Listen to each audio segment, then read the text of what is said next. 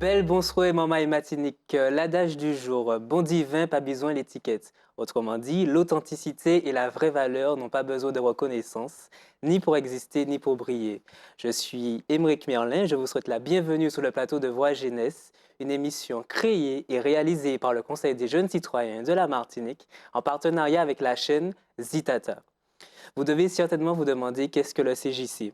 En 2022, au sein du pôle territorial démocratie participative de la CTM, a été créée une instance regroupant plusieurs jeunes de 16 à 25 ans issus de différents territoires de la Martinique, du Nord Caraïbe au Nord Atlantique en passant par le centre et le sud. Ces jeunes sont amenés à travailler et à porter des projets pour la jeunesse martiniquaise, mais ils sont également sollicités sur des questions liées aux politiques publiques. Justement, nous sommes accompagnés de Joao Gros-Desormeaux, membre du CJC. Joao, ça vous fait? Voilà, Kachebe ou même Moi Emric. aussi, moi, Kachebe. Pour ce nouvel épisode de Voix Jeunesse, nous avons choisi la thématique la tenue traditionnelle. De fait, plusieurs questions peuvent découler de cette thématique. Quel est le rapport de la tenue traditionnelle par rapport à la société martiniquaise? Comment elle s'inscrit justement dans nos pratiques culturelles? Et finalement, quel regard portent les jeunes sur cette tenue? Alors, afin de circonscrire notre recherche, nous nous sommes intéressés à trois tenues particulièrement. Tout d'abord, la grande robe. C'est une robe qui était utilisée notamment pour de grandes occasions, en satin broché, en taffetas ou en brocart. Sur les épaules, une visite assortie à la couleur du jupon. Nous nous sommes également intéressés à la jupe-chemise composée d'un corsage blanc décolleté sur les épaules. Par-dessus une jupe très ample en satin, en soie ou en madras, un foulard de couleur chatoyante est attaché sur les épaules. Enfin, la gaule, tunique d'intérieur en broderie anglaise, blanche et ample. Nous avons la chance de recevoir aujourd'hui sur le plateau de Voix Jeunesse deux invités d'exception. Tout d'abord, Jade Lacoudré, fondatrice de l'association Couture Atelier du Nord, association de la ville de Saint-Pierre, qui justement milite pour pour la transmission du savoir-faire par le bien de la couture. Nous avons également l'honneur de recevoir Jessie Alamelu, fondateur, directeur et chorégraphe de la compagnie de danse Pomme Cannelle.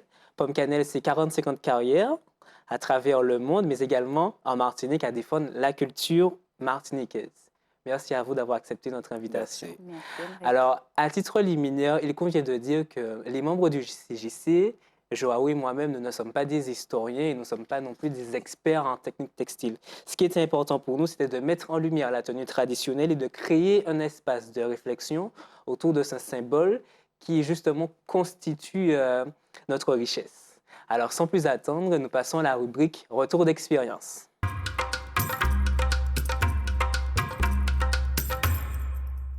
Jade, ton travail de couturière s'inscrit dans une démarche de transmission. Qu'est-ce qui te pousse à faire de tes créations un terrain d'expression à la fois artistique et identitaire? Mais en fait, ta question est très intéressante parce qu'il y a déjà une trentaine d'années, quand j'ai fait mes études de mode à Paris, puisque j'ai fait la chambre syndicale de la haute couture parisienne et également, j'ai une formation styliste-modéliste. Et ben, en fait, il était important pour moi que par rapport au composite que je suis, on est issu de mélange, hein, on n'est pas un individu qui vient d'une seule, comment dire ça, culture. On est tout un mélange. Donc en fait, à un moment ou à un autre, il me fallait m'exprimer par rapport à ça, c'est-à-dire créer en fonction de ce que je suis moi. Donc très vite, dans les bureaux de style, il m'est venu déjà d'utiliser le tissu africain parce que je n'ai pas de problème avec cette identité africaine. Et le tissu madras, pareil, il n'y a pas de souci. Et le tissu européen, c'est-à-dire des matières comme le jean, les matières comme le sari. En fait, je n'ai pas de problème de mélanger tout ça et d'en sortir quelque chose, quoi. Alors finalement, les tenues traditionnelles de la Martinique, est-ce que tu es en train de nous dire qu'elles sont issues de diverses origines? Mais en fait, sans vous mentir, j'ai fait de l'histoire de la mode.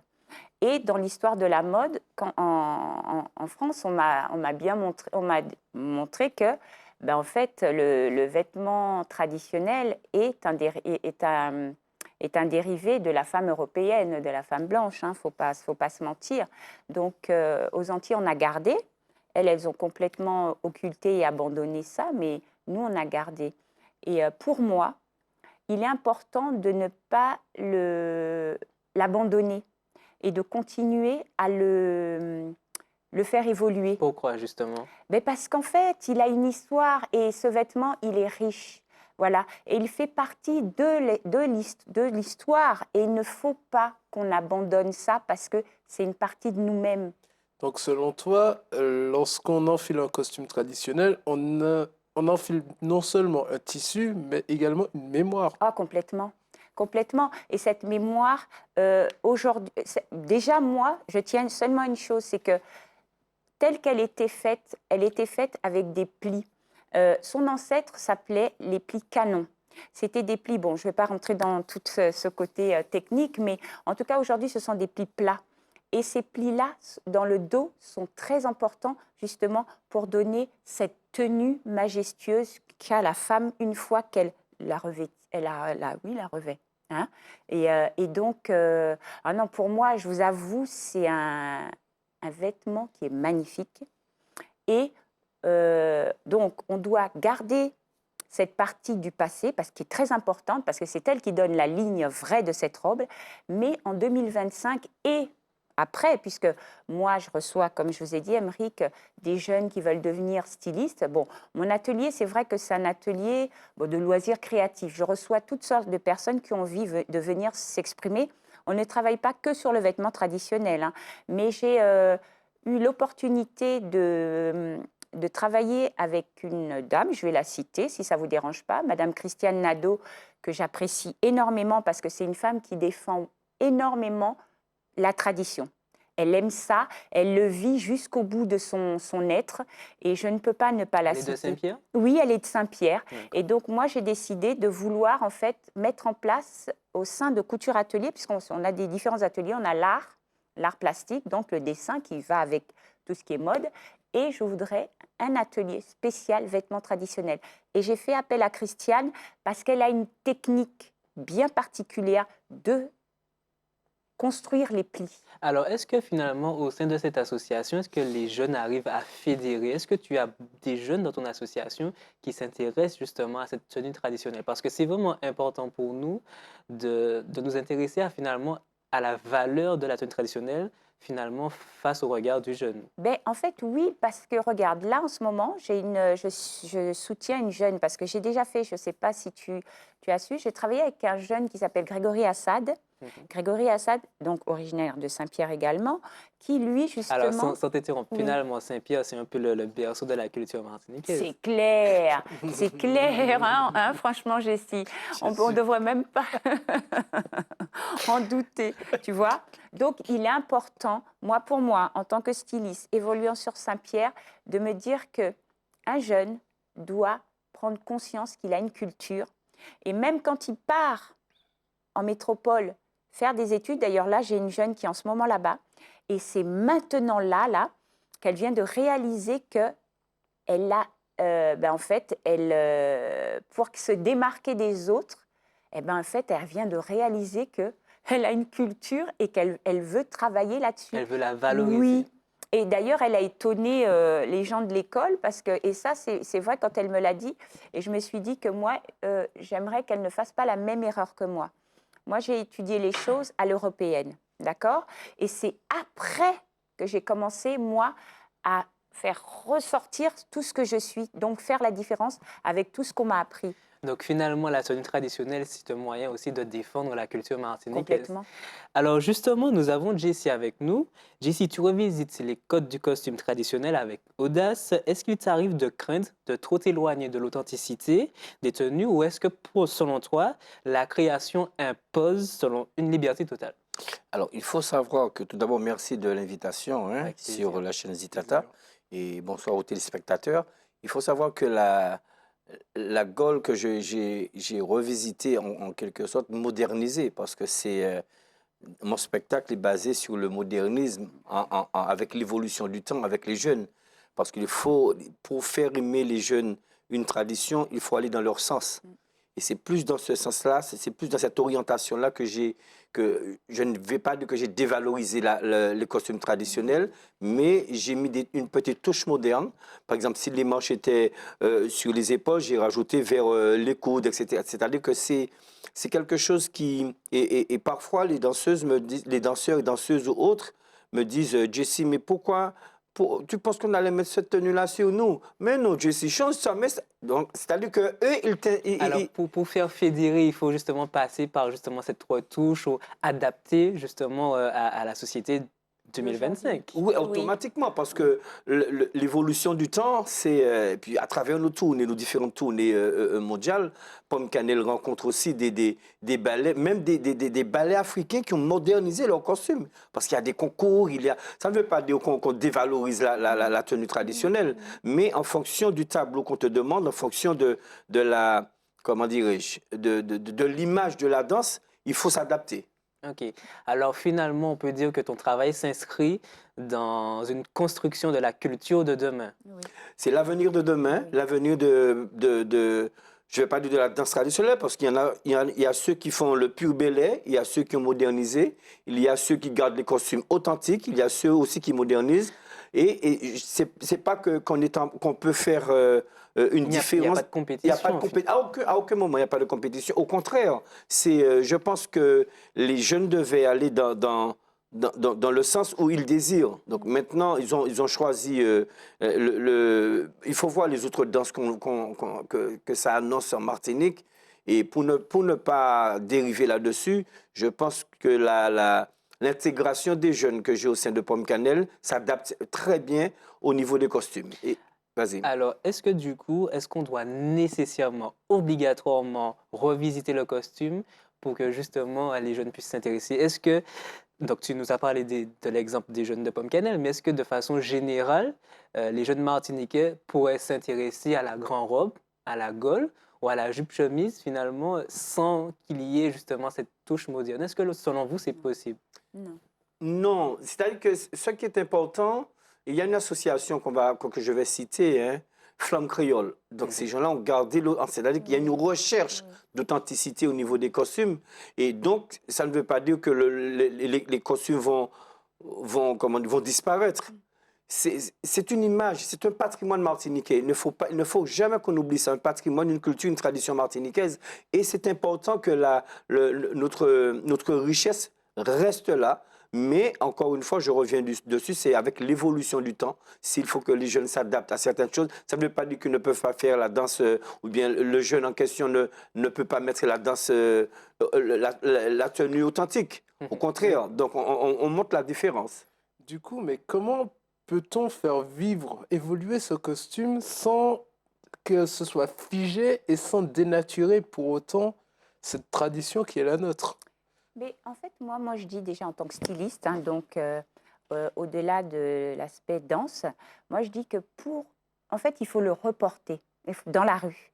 Moi, à l'époque, j'avais travaillé avec un créateur, je ne sais pas si vous connaissiez, Denis Devaed.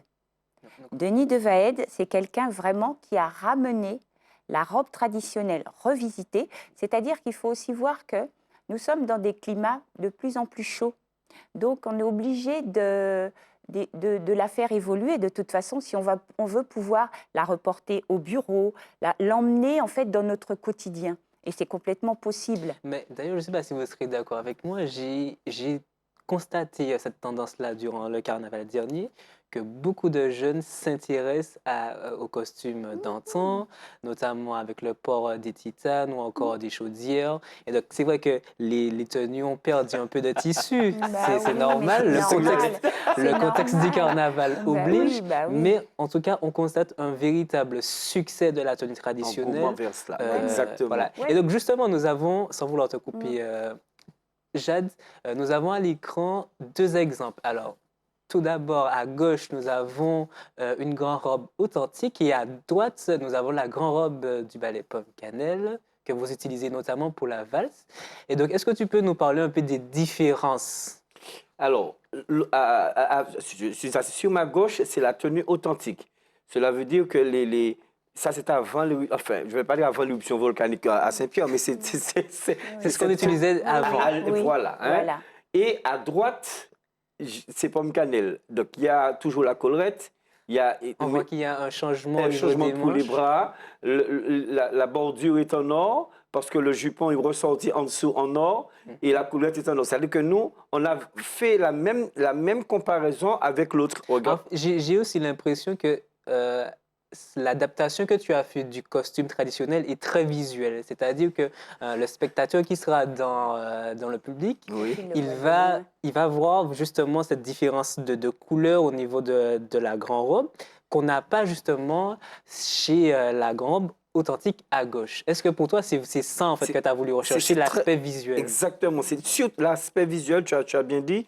Et la Martinique, c'est l'île aux fleurs. C'est-à-dire lorsqu'on voyage ou bien lorsqu'on a une tenue, mon Dieu, il faut toujours égayer comment dirais-je, le public avec les couleurs. Même si je dis souvent parfois, on peut faire en faute des couleurs qu'avec de tout le monde.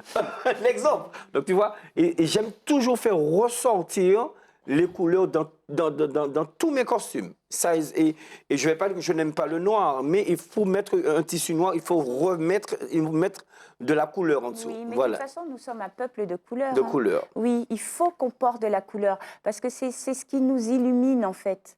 Voilà, nous ne sommes pas un peuple de grisaille, nous sommes vraiment un peuple de couleurs. Alors, est-ce qu'on pourrait justement, on parle d'éducation des jeunes, est-ce que selon vous, on devrait mettre en place dans les écoles maternelles, dans les écoles primaires, au collège, justement des ateliers pour présenter la tenue traditionnelle? Est-ce que c'est important selon C'est vous? super important. Très. Très. Il faut ça. Il faut que les jeunes se réapproprient ce vêtement. Il faut, pour pouvoir le faire évoluer et qu'il perdure. Parce qu'il faut qu'il Et perdure. surtout ne pas perdre cette valeur que Oui. nous avons. Oui. C'est très, Oui. très, très important Oui. parce que si on les laisse dériver sur les danses de, je ne vais pas dire chata ou dancehall, etc., Bah, ça fait partie aussi maintenant de du- la ou Martinique. de la Martinique, oui, mais il faut garder sa propre culture. Oui. Ok. Donc, finalement, en tant que jeune, si je suis en quête de mon identité, je suis obligé de connaître mon héritage.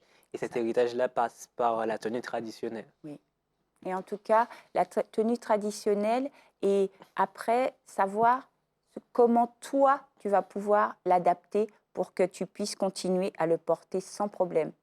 Tu vois, parce qu'il est important que partout où tu vas, comme le fait Jessie, d'aller partout dans le monde, et ben voilà, c'est ça, on doit représenter ce que nous sommes, sans problème. Alors, j'ai une question pour vous. Est-ce que le marché du costume traditionnel peut redevenir économiquement viable? Est-ce que demain, on peut imaginer une Martinique avec une multitude de confections de gold, de grands Ce robes? serait bien. Ça serait bien. Oh, ce serait bien. Ce serait magnifique, Ah et ouais, ce d'autant serait plus bien. que ils sont chaque année, je crois qu'il y a un jour spécial maintenant. Oui, en il y a les Martinique. journées du on y Madras. Il y a va, les jours on en du fait Madras partie, nous aussi, oui, et c'est ça, très bien. Et on j'ai trouvé ça encourage. très, très, très Oui, bien. oui. C'est dommage que c'est un seul jour. Mais Oui, c'est mais bon. déjà, de Oui. faire le jour, c'est déjà, un jour, c'est déjà pas mal. Exactement. Mais au fil des temps, ça viendra. Et j'ai connu à l'époque que les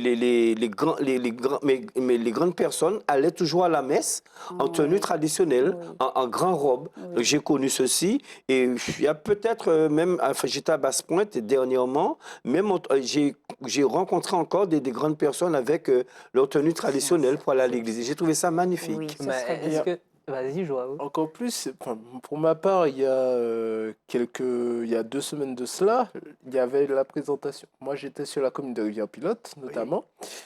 J'ai vu des gens, il y avait la présentation des Madras, notamment, Oui. et des gens qui venaient à la messe juste après, en tenue traditionnelle, Oui. avec leurs Madras, Oui. etc. Mais je pense que le travail est en train de se Est en train de faire. se faire, Et oui. petit à petit, Oui. sûrement, Oui. mais doucement, mais ça viendra. Parce Oui. qu'on déjà, on qualifiait le Madras de doudouisme, de ceci, de C'est vrai, cela. il a De raison. folklorique. De Oui. folklorique surtout. Et je constate qu'il y a une multitude de couleurs maintenant. Nos grands-parents à l'époque, effectivement, nos ancêtres, n'aimaient pas trop les couleurs. C'est-à-dire, c'est soit du noir, du marron, de cette couleur. C'est pas trop festif. Et là, je pense qu'avec nous, les troupes de danse, c'est spectacle. Donc, ils veulent montrer quand même Le leurs côté authentici- flamboyant. exact et flamboyant. Il faut que ça soit lumineux sur scène. Alors, est-ce que finalement, les appellations doudouisme ou encore folklorique, est-ce que ça n'a pas un peu tué justement l'intérêt qu'il y a pour la tenue traditionnelle? Le côté doudouisme, c'est-à-dire, moi, je n'aime pas lorsqu'on dit le goût folklorique, parce que folklorique, ça veut dire doudouisme, à mon avis. Hein. Lorsqu'on parle de tradition, par exemple, c'est quelque chose que je n'aime, à l'époque, bon, je ne connaissais pas, j'ai fait des recherches, lorsqu'un un client, un touriste arrive en Martinique, bah, moi, un petit beau, des petits beaux, ça, c'est exotique. voilà, c'est exotique, mais c'est pas notre, comment dirais-je. Je voulais souhaiter qu'il y ait un tambour belé pour accueillir, qu'il y a de la danse de terre. C'est-à-dire qu'on reflète notre propre tradition. Bon, bah, moi, Thibaut, je ne vais pas dire que c'est pas la Martinique, parce que bon, ça a beaucoup de succès. On ira en Pologne, au Japon, etc. Ils vont chanter, bah, moi, un Thibaut, des Thibauts, parce qu'on a ancré ça dans la tête Alors, Européen. il faut voilà. changer ça par la tenue Je traditionnelle. pense, exactement. Et Je- selon vous, Oui. est-ce que le costume traditionnel, mais aussi les danses traditionnelles, peuvent devenir un levier du développement touristique un durable en vecteur Martinique? touristique. Oui. Bien un levier, mais un vecteur touristique. Parce que les groupes qui partent à l'étranger, avec les jeunes, parce que tous les belles en Martinique ont beaucoup de jeunes, et ça, je trouve ça magnifique. Et ces jeunes-là font un travail remarquable et ils associent les études et la danse. Et pour voyager comme ça Défendre la tenue défendre la tenue traditionnelle. traditionnelle, comment dirais-je, je ne vais pas dire les hommes politiques, mais il y a beaucoup de collectivités ou autres. Je sais qu'ils voient le travail, mais ils ne savent pas comment les ballets qui partent à l'étranger, À quel prix? à quel prix, surtout et surtout encore, ramènent le tourisme en Martinique. Parce que tous les ballets en Martinique, quel que soit l'artiste qui va véhiculer le produit martiniquais, qu'est-ce que ce soit en chanson, en art, en théâtre ou autre, ce sont des vecteurs touristiques. Donc c'est très important que les gens prennent conscience qu'il y a des talents inouïs en Martinique et des talents vraiment de légende. Parce que moi, j'estime que tous les ballets en Martinique, toutes les troupes de danse, tous les artistes, ce sont des légendes. Ok. Alors, sous ces belles paroles, nous allons passer à la rubrique 1 minute pour convaincre.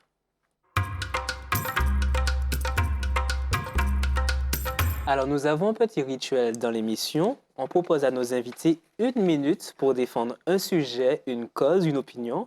Aujourd'hui, nous allons vous proposer de convaincre les téléspectateurs de pouvoir justement, est-ce que c'est possible d'allier tradition et de modernité?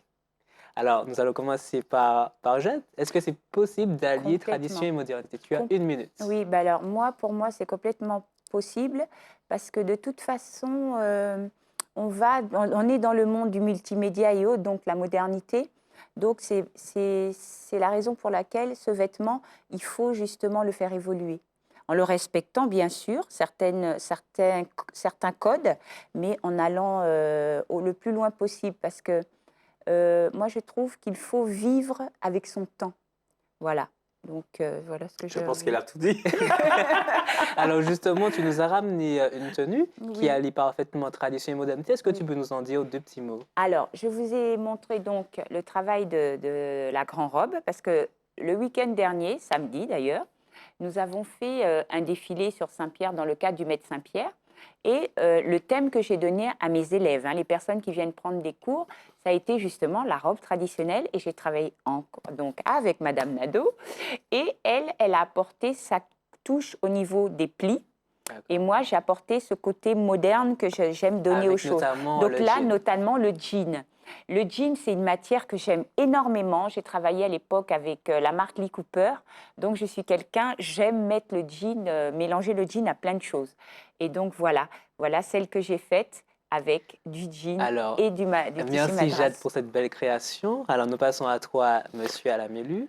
Est-ce que tu peux convaincre les téléspectateurs d'allier tradition et modernité, à l'exemple justement de ta compagnie de danse? Ben oui, je vais toujours dans la même lancée que Jade. C'est très important d'associer, surtout même si la personne ne veut pas porter la tenue authentique, mais d'associer le modernisme avec la tenue traditionnelle.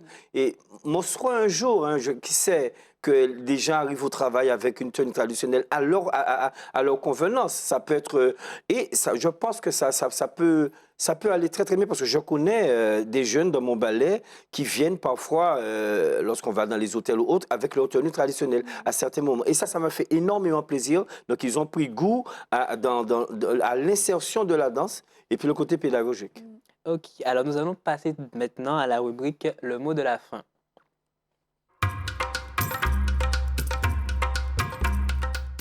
En plus des deux associations présentes ce soir, nous avons décidé de vous présenter deux structures qui sont impliquées dans la préservation de la tenue traditionnelle.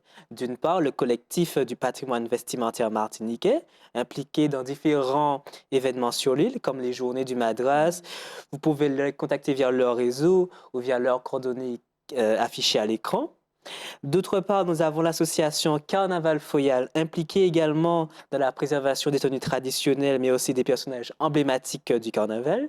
Ils organisent notamment l'élection de la reine, de la mini-reine, de la reine de France, ainsi que le bal titane ou encore la caravane des reines. Là encore, vous pouvez retrouver leurs coordonnées à l'écran. C'est malheureusement déjà la fin de notre émission Voix Jeunesse avec la thématique du jour, la tenue traditionnelle. Nous remercions également nos deux invités, Jade Lacaudré, fondatrice de l'association Couture Atelier du Nord à Saint-Pierre, mais également Jessie Alamilu du ballet Pomme Cannelle, qui fait justement voyager la tradition martiniquaise dans le monde entier. Merci à toi, Joao, membre du CJC, d'avoir participé avec nous lors de ces débats, en espérant être des vôtres très prochainement pour un prochain épisode de Voix Jeunesse.